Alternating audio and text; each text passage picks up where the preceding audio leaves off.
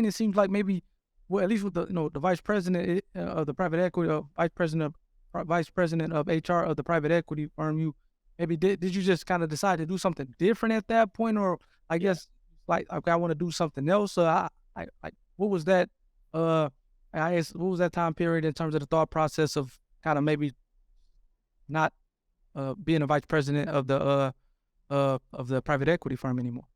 Yeah, so I mean, I was working, I've always worked way too many hours, David, probably like Mhm. yourself. I Yeah. probably in the corporate world, I probably would work 80 to 100-hour work weeks, right? And Yes. that was pretty standard. Yep. I traveled a lot, which I didn't mind the travel, but I was going to like, and at the time of the PE firm, I was in Florida, I was in Nevada, Canada, and then we had some locations in Ohio.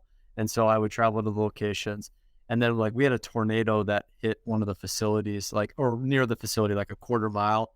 And I remember being in a meeting and no one really kind of cared. Yep. And I'm like, all right, I don't want to work in this Yeah. environment. Yeah. Yeah. It was more about the production and the bottom line.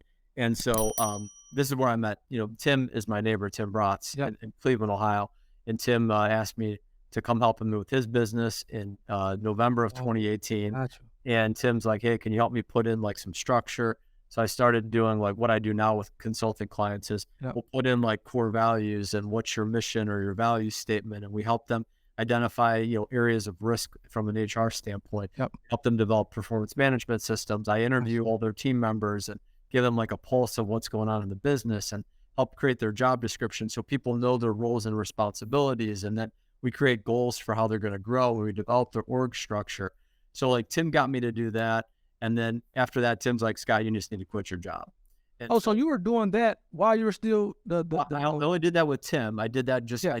I took 2 days off during the Thanksgiving holiday in November Oh, gotcha. 2018, and, Tim's like, "Can you help me?" I'm like, "Sure, not a problem." Yep. And then from that, Tim's like, "You just need to quit your job. Like, you can offer and help so many more people."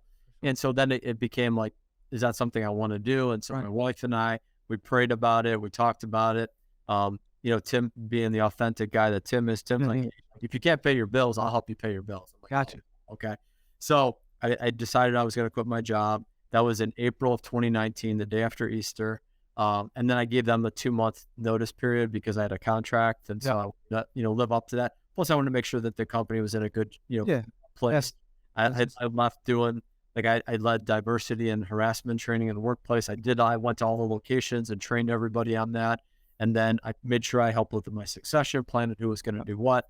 And then we started Fortitude HR Solutions June 24th of 19. But it was really because of prayer and because of Tim and my wife saying, like, why not do this for yourself? Right. right. No, and that's interesting because as I was thinking about your story and just kind of kind of just researching, and I saw that obviously I knew that you were a vice president of the AC company.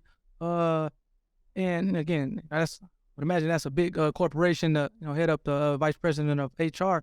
I always wondered, how did you kind of go from there to okay starting your own company, and that's interesting. That kind of maybe Tim was maybe facilitated that more or less because again, like you said, that's I would imagine that a vice president of any company, man, you're getting a decent amount of money, and to say, hey, I'm gonna start this thing from scratch. Yeah. You, And you, Dave and I went from this to this overnight, No, yeah, for sure. And it seems like unless it's like a catastrophic event that no, I understand, again, life happens and Mhm. you have catastrophic events that will, create that situation, but to just voluntarily do that, it seems like that's not necessarily what somebody would like naturally do. Mhm. And I walked away from not only from the large salary, but I also walked away from like a 50% bonus opportunity, like a 7-figure stock payout when one of the companies sold. But you know what? Like, I, Really? yeah, because of all